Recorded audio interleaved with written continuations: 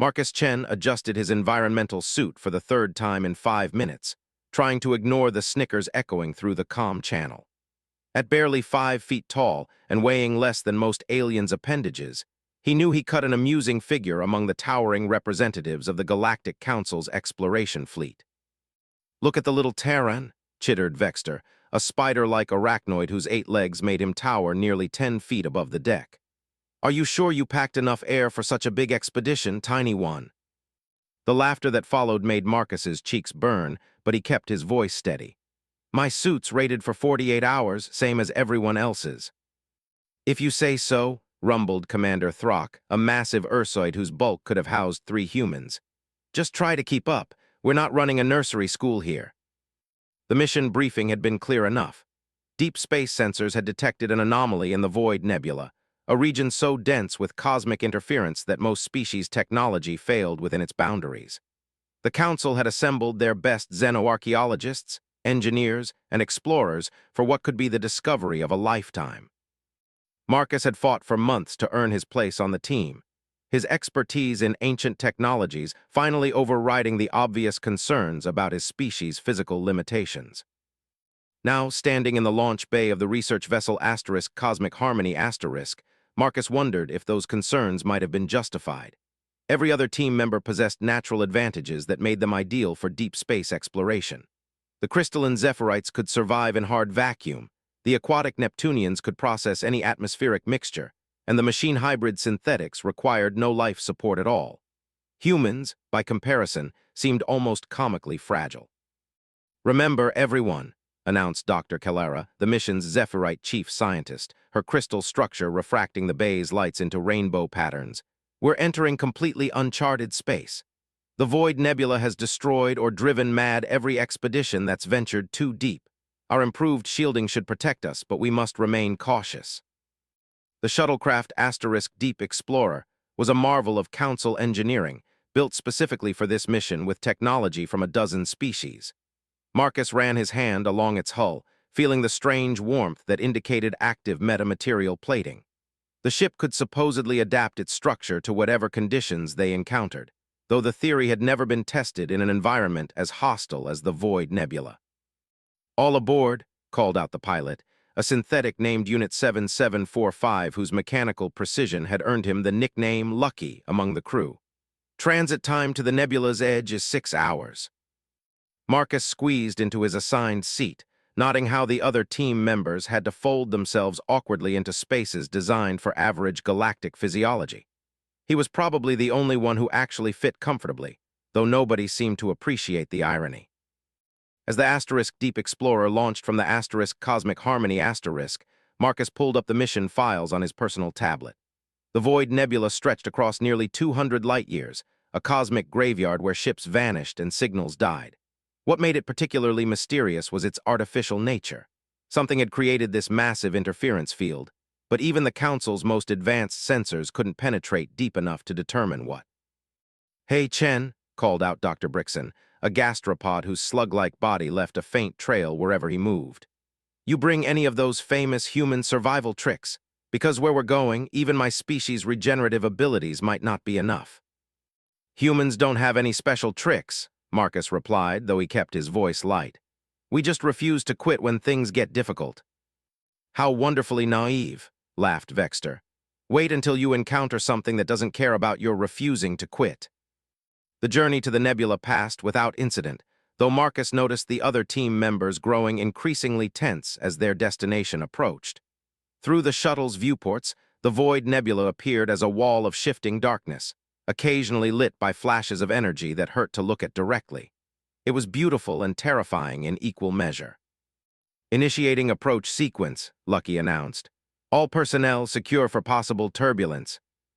The moment the * Deep Explorer crossed into the nebula's outer edge, everything changed.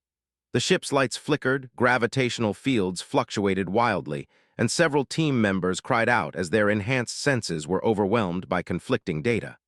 Marcus felt a strange, tingling sensation, but otherwise seemed unaffected. "What's happening?" Dr. Calera's normally steady voice carried a note of panic. "My crystalline matrix is detecting energy patterns that shouldn't exist." All our instruments are going haywire, reported the mission's Aquarian engineer, Fluxara. It's like space itself is wrong here. Marcus checked his own readings and frowned. While everyone else's equipment showed wild fluctuations, his basic human instruments remained surprisingly stable. My gear's reading normal parameters. Maybe the interference affects complex systems more than simple ones. Impossible, scoffed Commander Throck. Earthside technology is the most robust in the galaxy. If our systems are failing, your primitive equipment should have shut down entirely. But as they penetrated deeper into the nebula, Marcus's observation proved increasingly accurate. The advanced alien technologies that had seemed so superior were failing one by one, while his comparatively simple human instruments continued functioning. More disturbing still, Marcus found he could sense things that the others couldn't. Patterns in the cosmic interference that felt almost like communication. "Lucky, adjust course 15 degrees starboard," Marcus said suddenly. "I do not understand the basis for that request," the synthetic replied. "My navigation systems show no preferred heading." "There's something out there," Marcus insisted. "I can feel it." The other team members exchanged glances. Dr. Calera's crystal structure was flickering with stress patterns, and even the normally unflappable Commander Throck looked worried. "Chen," Vexter clicked nervously, "are you experiencing some kind of psychological breakdown? Because isolation psychosis is common in." A massive shape emerged from the nebula's depths, cutting off his words entirely.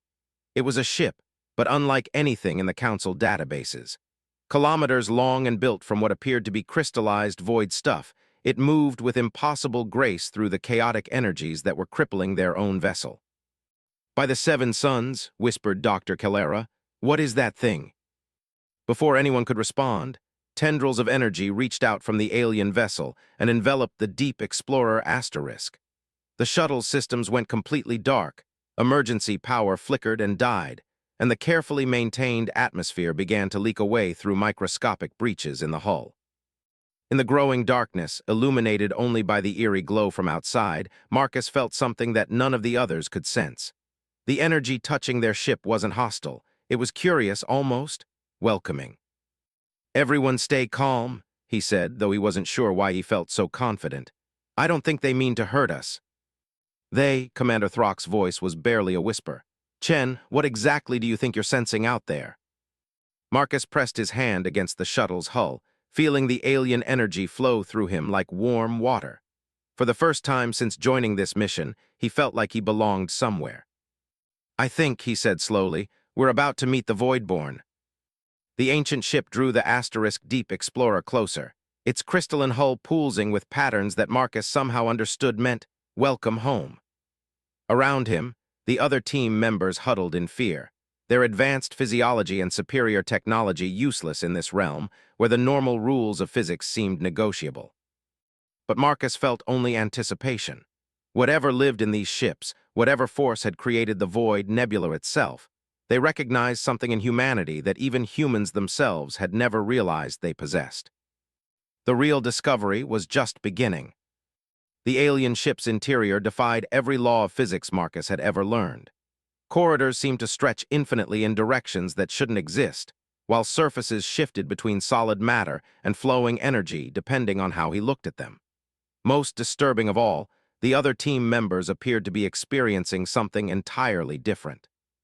"The walls are closing in," gasped Dr. Calera, her crystal structure flickering wildly as she pressed herself against what Marcus saw as an open archway. "I can't breathe, the pressure." "I see nothing but void," Vexter chittered, his 8 legs scrambling for purchase on a floor Marcus could clearly observe. "We're floating in empty space. How are you standing on nothing, Chen?" Marcus looked around at the magnificent chamber surrounding them. Towering beings moved through the space like living shadows, their forms shifting between barely visible outlines and structures of pure geometric complexity. They seemed to be made of the same void stuff as their ship, existing in the spaces between matter rather than within it. "You can't see them, can you?" Marcus asked his teammates. "The Voidborn, they're all around us." Commander Throck's massive frame was trembling, though whether from fear or some environmental factor Marcus couldn't tell. "Chen, you're describing hallucinations. Isolation psychosis can cause." Look at me, Marcus interrupted. Really look, am I showing any signs of distress? It was true. While every other member of the expedition appeared to be suffering from the environment, Marcus moved freely through the Voidborn ship as if he'd been born there. The beings themselves seemed equally comfortable with his presence, their attention focusing on him with what felt like recognition. One of the Voidborn approached, its form solidifying enough for Marcus to make out features that resembled a mixture of human and something altogether more primal. When it spoke, the words bypassed his ears entirely and appeared directly in his mind.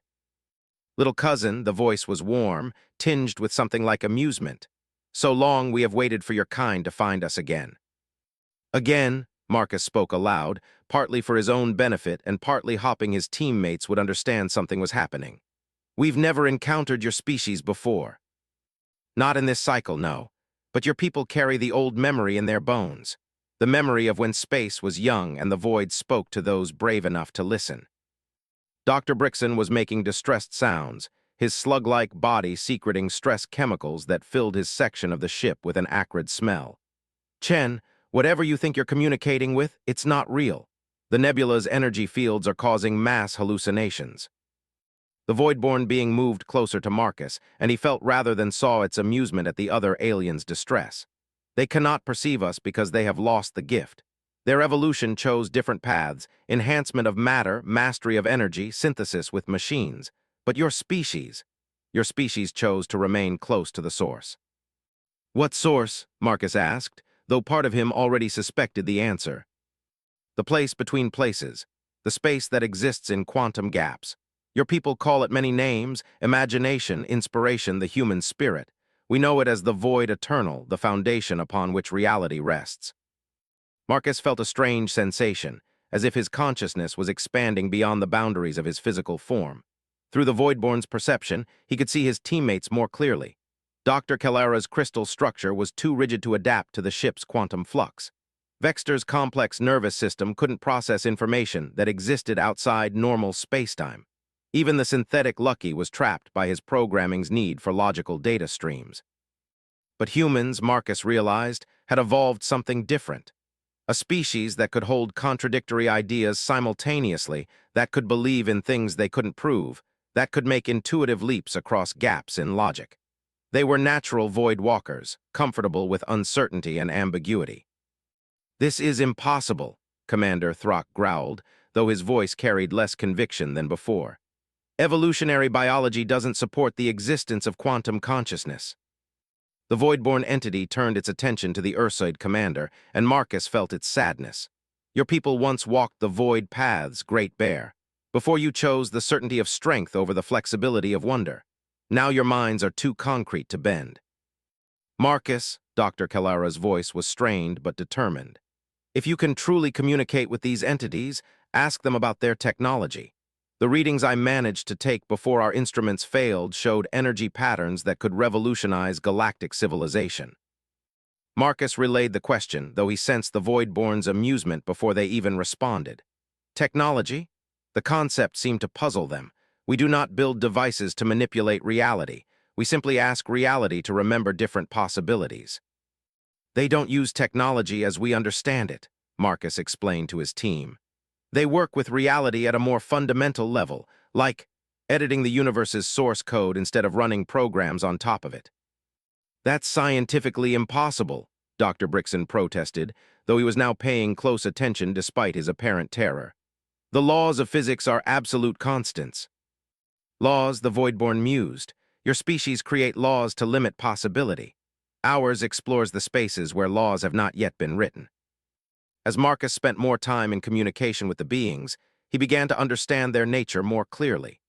They existed primarily in the quantum foam underlying reality, occasionally manifesting in normal space when the conditions were right. The Void Nebula wasn't their home so much as a place where the boundaries between dimensions grew thin enough for them to appear consistently. They're not from our universe, Marcus told his teammates. Or rather, they're from the spaces between our universe's structure, the quantum substrate that reality is built on. And they're intelligent? Fluxara asked, her aquatic nature making her voice bubble strangely in the ship's atmosphere. Intelligence is too small a word, the Voidborn replied through Marcus. We are possibility itself made conscious. Your young species intrigues us because you share this gift, though you have not yet learned to use it fully. Another Voidborn entity approached, this one larger and more complex than the first. Its form seemed to contain multitudes, as if Marcus was seeing multiple beings occupying the same space. When it communicated, the words came with layers of meaning that made his head spin. The small cousin carries strong void sense, stronger than any we have encountered since the first awakening. Would you learn, little one? Would you see what your people were meant to become?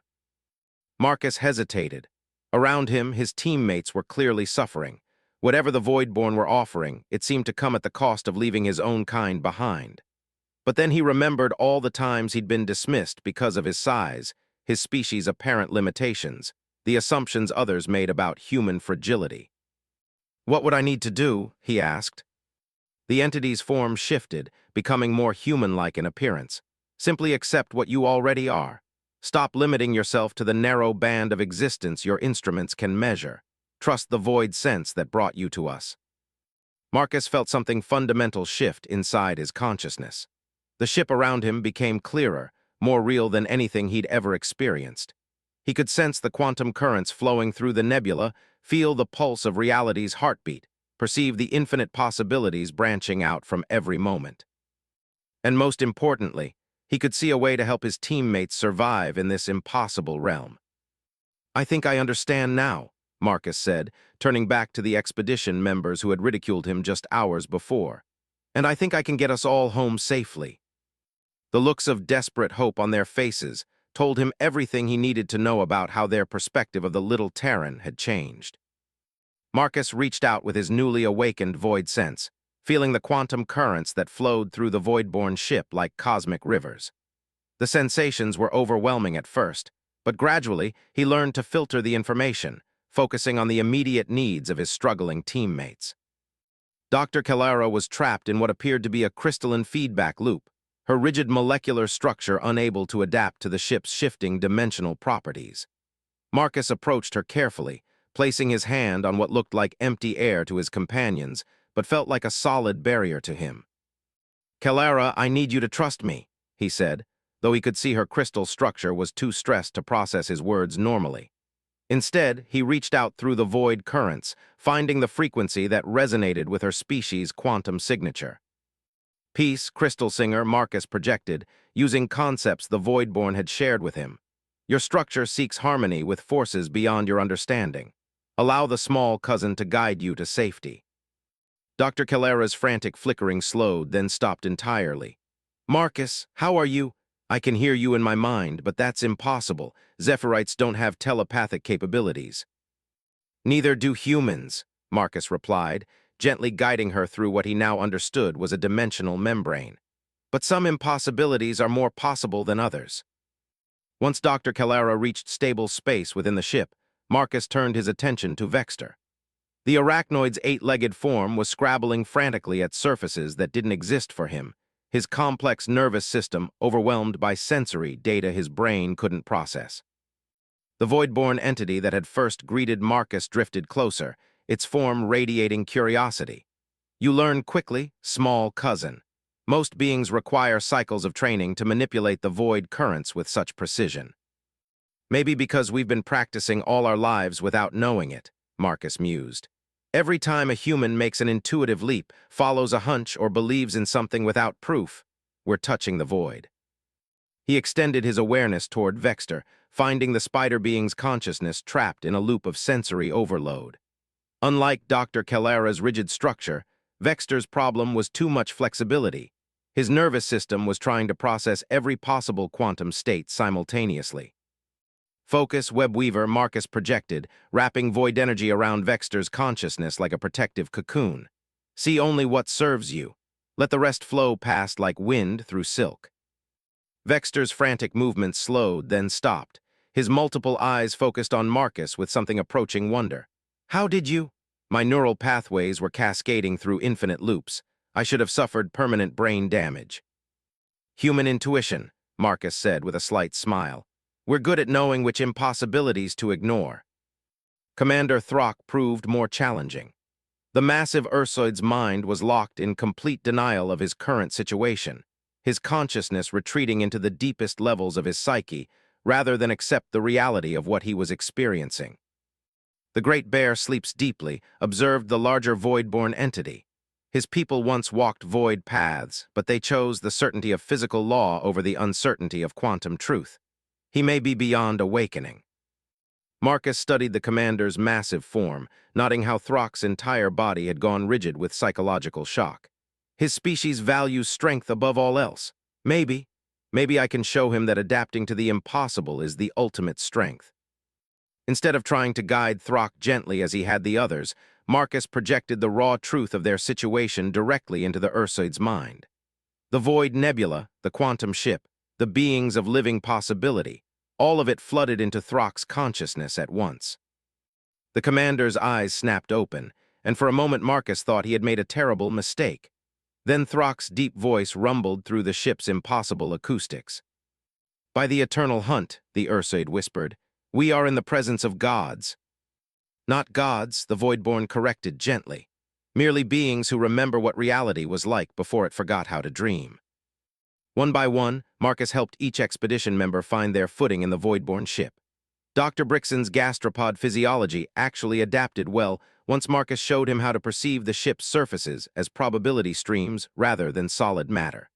Fluxara's aquatic nature let her flow with the quantum currents naturally once she stopped trying to breathe them.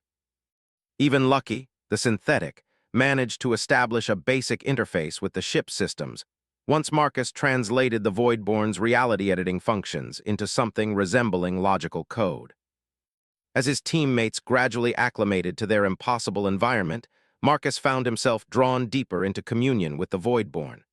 They shared memories that stretched back to the universe's youth, when the boundaries between matter and energy were more suggestions than laws. "Your species stands at a crossroads," the larger entity explained. "You can continue down the path of your galactic companions, mastery through limitation, power through specialization. Or you can remember what you were meant to be." "And what's that?" Marcus asked, though part of him already knew. "Bridges," came the reply, "connections between what is and what could be. Your people alone among the younger races retain the flexibility to exist in multiple states simultaneously. You can be both logical and intuitive, both grounded and transcendent. The void flows through you because you never closed yourselves off to its touch." Marcus felt the truth of those words resonating in his bones. Humans were the species that could believe 6 impossible things before breakfast, that could hold love and hate for the same person, that could see faces in clouds and find meaning in randomness. They were natural quantum beings, comfortable with uncertainty and contradiction. "The other species think we're weak because we're not specialized," Marcus realized. "But our lack of specialization is actually our greatest strength." "Precisely. You adapt because you never stopped believing that adaptation was possible." Dr. Calera approached Marcus, her crystal structure now stable in the ship's quantum environment. "Marcus, what are they offering us? I'm detecting technological concepts that are millennia ahead of current galactic science." Marcus translated the question to the Voidborn, though he sensed their amusement at the word technology again. "We offer nothing," they replied. "We merely remind your species of what they already possess. The choice of whether to remember is yours." "They're not offering us technology," Marcus explained to his team. "They're offering us perspective, a way of seeing reality that lets us work with its fundamental structure instead of just manipulating its surface properties." Commander Throck had been listening intently, his earlier fear replaced by deep thoughtfulness. "Chen, Marcus, if what these beings say is true, then humanity isn't the weakest member of the Galactic Council. You might be the most powerful." The implications hit Marcus like a physical blow. Every time the other species had dismissed humans as fragile, primitive, or limited, they had been fundamentally misunderstanding what humanity represented. Earth's children weren't failed specialists. They were successful generalists, capable of thriving in any environment because they never lost the ability to reimagine what environment meant. "The question is," Marcus said slowly, "what do we do with this knowledge?" The Voidborn entities pulsed with what he had learned to recognize as their equivalent of gentle laughter. "What your species has always done, small cousin. You survive, you adapt, and you prove that the impossible is merely improbable." Around him, the members of the expedition that had treated him as a liability were beginning to understand that they had gotten everything backwards. The little Terran they had ridiculed was their only hope of making it home, and possibly their species' key to unlocking the universe's deepest secrets. But as Marcus began to plan their return journey, he realized that the hardest part wasn't going to be navigating the Void Nebula's quantum storms. It was going to be convincing the Galactic Council that the humans they had dismissed as primitive might actually be the most advanced species in known space. The journey back through the Void Nebula proved to be a revelation in itself. With Marcus serving as their quantum navigator, the expedition team found themselves traveling through space in ways that defied every principle of faster-than-light physics they had ever learned. "This is impossible," Dr. Brixton kept muttering, even as he watched stellar formations flow past them like liquid light. "We're not moving through space, we're convincing space to move around us." Marcus nodded from his position at what the Voidborn called a navigation confluence, a point where multiple quantum streams intersected. His hands moved through patterns of energy that existed more in intention than in physical space, guiding their borrowed vessel along paths that existed only when he believed they did. "The Voidborn don't travel," Marcus explained, his consciousness partially extended into the void currents surrounding them. "They simply remind the universe that they already exist where they want to be." Dr. Calera's crystal structure was pulsing with excitement as she recorded readings that her instruments insisted couldn't exist. "Marcus, the energy signatures we're detecting. If even a fraction of this could be replicated using conventional technology, it would revolutionize everything. Faster-than-light travel, unlimited energy, even matter conversion." "But it can't be replicated using conventional technology," Marcus replied. "That's the whole point. You can't build a machine to manufacture wonder. You can't engineer intuition or mass-produce inspiration." Commander Throck was studying tactical displays that showed their position relative to normal space. "Chen, Marcus, are you saying that this capability is limited to humans, that other species simply cannot learn these techniques?" Marcus considered the question carefully, feeling the Voidborn's attention focused on his response. "Tell them truth, small cousin," came the gentle voice in his mind. "Truth builds bridges while comfortable lies create walls." "Not exactly," Marcus said finally.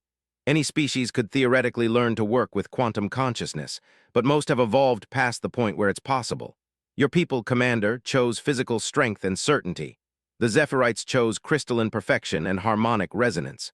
The synthetics chose logical precision and computational power." He gestured toward the flowing energy patterns that surrounded them.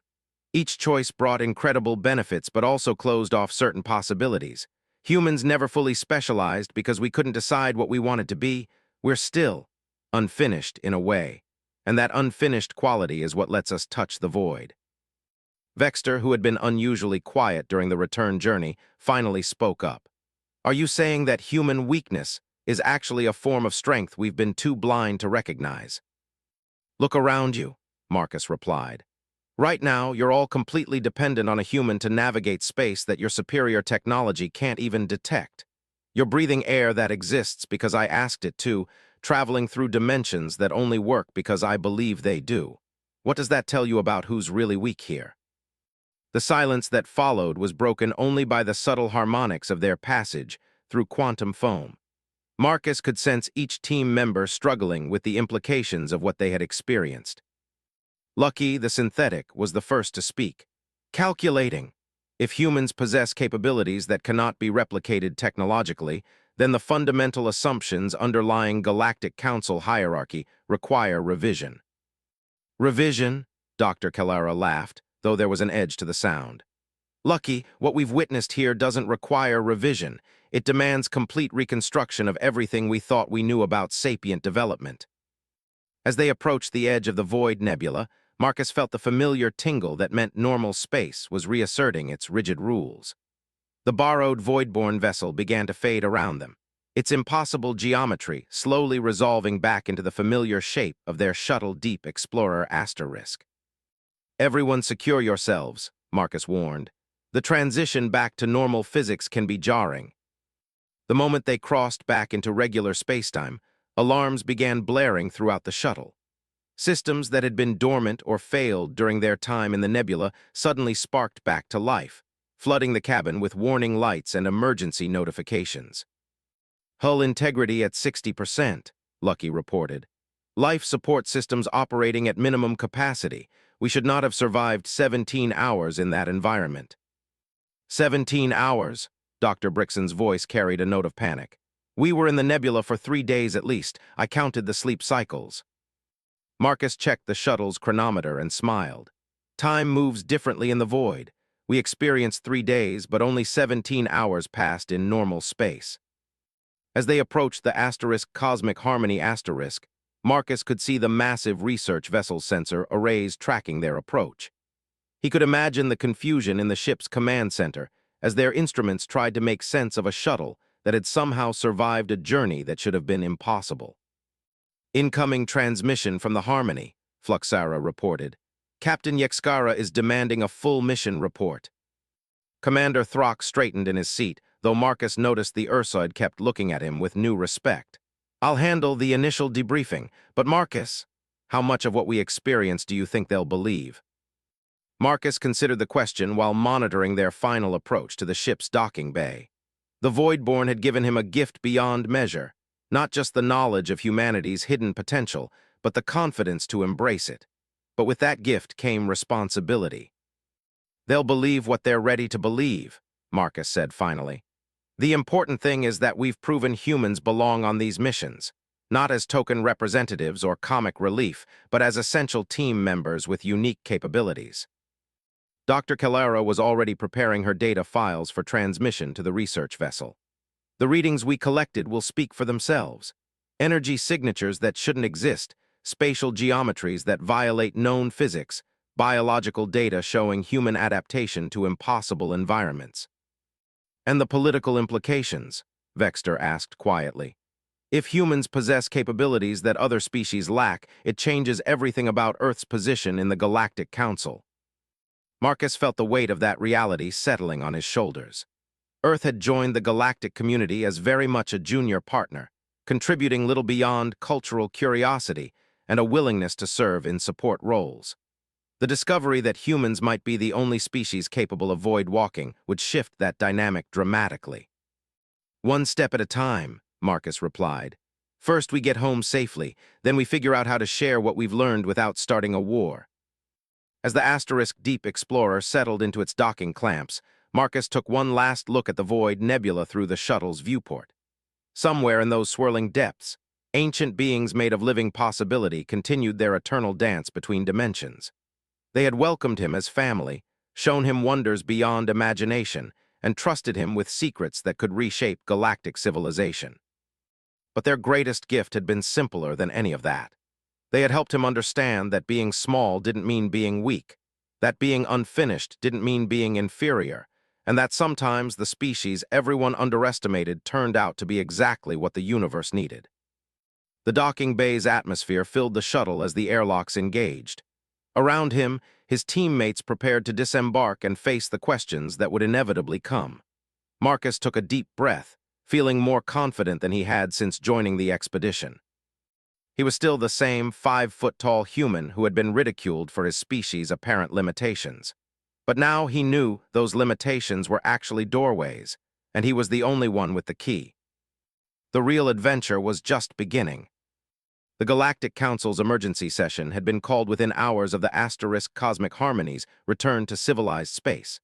Representatives from every major species filled the massive amphitheater on Station Unity, their various forms of communication creating a cacophony that would have overwhelmed most beings. Marcus sat in the human delegations section, feeling remarkably calm despite knowing that the next few hours would determine the course of galactic history. The allegations presented by this expedition are difficult to accept, announced Counselor Voth, the ancient crystalline whose species had founded the galactic government millennia ago. You claim that humans possess abilities that our most advanced sciences consider impossible. Dr. Calera stood to address the council, her crystal structure reflecting the amphitheater's lights in prismatic patterns. Honorable Counselor, I present to you 17 hours of continuous sensor data recording phenomena that violate known physics, energy patterns that exist outside normal spacetime, matter that responds to conscious intention, and navigational capabilities that suggest reality itself can be negotiated. The murmur that ran through the assembled representatives carried undertones of skepticism and fear in equal measure. Marcus could see species clustering together, existing alliances suddenly uncertain in the face of this new information. "Show them," Commander Throck rumbled from his position in the Ursoid section. "Chen, Marcus demonstrated these abilities repeatedly during our mission. If the Council requires proof, let him provide it."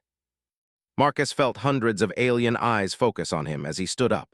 The familiar weight of being judged for his species' apparent weaknesses settled on his shoulders, but this time it felt different. This time, he carried the confidence that came from knowing what humanity truly was. "Honorable Counselors," Marcus began, his voice carrying clearly through the amphitheater's acoustic systems. "3 days ago, you would have been right to question humanity's place in your community. We are physically smaller than most species, technologically primitive by galactic standards, and apparently specialized in nothing useful." He paused, letting his gaze sweep across the assembled representatives. "But sometimes what appears to be weakness is actually preparation for a strength you haven't yet needed to recognize." Counselor Yith of the Arachnoids clicked forward on her 8 legs. "You speak in riddles, young human. The Galactic Council requires concrete demonstration, not philosophical speculation." Marcus smiled, feeling the familiar tingle that meant the void was listening. Around him, the amphitheater's carefully controlled environment began to shift in subtle ways. The artificial gravity fluctuated just enough to make sensitive beings notice, while the lighting took on qualities that existed more in perception than in photon emission. "The challenge with demonstrating void walking in normal space," Marcus explained, "is that normal space actively resists acknowledging that it's possible. But consciousness is always partially quantum. It exists in the spaces between certainty." He reached out with his newly awakened abilities, not to alter reality, but to remind it of its own flexibility. The amphitheater's holographic displays began showing information that wasn't being transmitted to them. Star charts of regions that existed only in potential mathematical equations that described impossible geometries, and energy readings from the void nebula that no instrument should have been able to record. "Impossible," whispered Counselor Zeth of the Synthetic Collective. "Our security systems prevent unauthorized data access. No external transmission could penetrate this chamber's shielding." "I'm not accessing your data," Marcus replied gently. "I'm asking your systems to remember information they never forgot, just overlooked." The demonstration lasted only minutes, but its impact was immediate. Species that had dismissed humanity as insignificant began calculating the implications of a race that could influence reality through intention alone. Others retreated into defensive postures, recognizing a potential threat to the established galactic order. "Enough," Counselor Voth declared, though her crystalline structure was pulsing with barely controlled excitement. "The demonstration is compelling, but we must consider the broader implications. If humans possess these abilities, what does this mean for existing power structures?" Dr. Brixen rose from the expedition section, his gastropod form leaving a glistening trail as he moved to the speaking platform. "Honorable Council, I believe we're approaching this question incorrectly. The issue isn't whether humans are more powerful than other species. It's whether we've been measuring power using the wrong criteria." He gestured toward the sensor data still flowing across the chamber's displays. "Every species in this council evolved by specializing, by choosing specific paths of development and following them to their logical conclusions. We became masters of matter, energy, logic, and force. But in doing so, we closed ourselves off to possibilities we couldn't categorize." Vexter's voice echoed from the Arachnoid section. "The human speaks truth. During our time in the Void Nebula, our advanced capabilities became liabilities. Our specialized excellence made us helpless in an environment that rewarded adaptability over expertise." Marcus felt the Council's attention focusing on him again, but this time the quality of that attention had changed. Instead of the dismissive curiosity he was accustomed to, he sensed genuine respect mixed with uncertainty about what humanity's new status meant. "The Voidborn called us bridges," Marcus said, addressing the assembled representatives directly. "Not because we're stronger than you, but because we never stopped being flexible enough to connect different states of existence. You each chose paths that led to incredible achievements. We chose to remain unfinished, open to possibility. Counselor Reth of the Aquarian Depths spoke for the first time, her voice bubbling through the water-filled section of her delegation area. And what do humans propose to do with these abilities? The power to manipulate reality itself could be used to dominate or to liberate. The question hung in the chamber's atmosphere like a physical presence. Marcus could feel the weight of species-wide fears and hopes pressing against his consciousness, all waiting for his response. The same thing humans have always done when we encounter something new, Marcus replied. We'll explore it, try to understand it, and probably make mistakes along the way, but we'll do it together with anyone willing to join us. The void doesn't belong to humanity, we're just better at navigating it. He stood up fully, letting his voice carry the confidence he'd learned from the Voidborn. The Galactic Council was built on the idea that diversity of capabilities strengthens everyone. Each species contributes what they do best. Well, this is what humans do best. We remain flexible enough to go places others can't, to think thoughts that don't fit in specialized frameworks, to be bridges between what is and what could be. The debate that followed lasted for hours, with representatives arguing about everything from security concerns to trade implications. But Marcus could sense the underlying current of acceptance flowing through the chamber. The Galactic Council would adapt to this new understanding of humanity's capabilities, because adaptation was what they did best. As the formal session concluded, and smaller groups began forming to discuss specific implications, Marcus found himself surrounded by expedition members who had once treated him as a liability. So, Dr. Calera said, her crystal structure poolsing with what Marcus had learned to recognize as humor, I believe apologies are in order. We may have underestimated your species' contributions to galactic exploration. Marcus grinned, feeling the same joy he'd experienced when the Voidborn had first welcomed him as family. No apologies needed. You weren't wrong about humans being different. You just misunderstood what different meant. Commander Throck approached, his massive form moving with unusual care in the mixed-species environment. Marcus, I want you to know that the Earthside hegemony will be recommending humanity for permanent inclusion in all deep space exploration missions, not as support staff, but as essential navigation specialists. And the Zephyrite Consortium will be proposing joint research initiatives, Dr. Calera added. If human consciousness can interface with quantum structures in ways ours cannot, there may be discoveries waiting that none of us could achieve alone.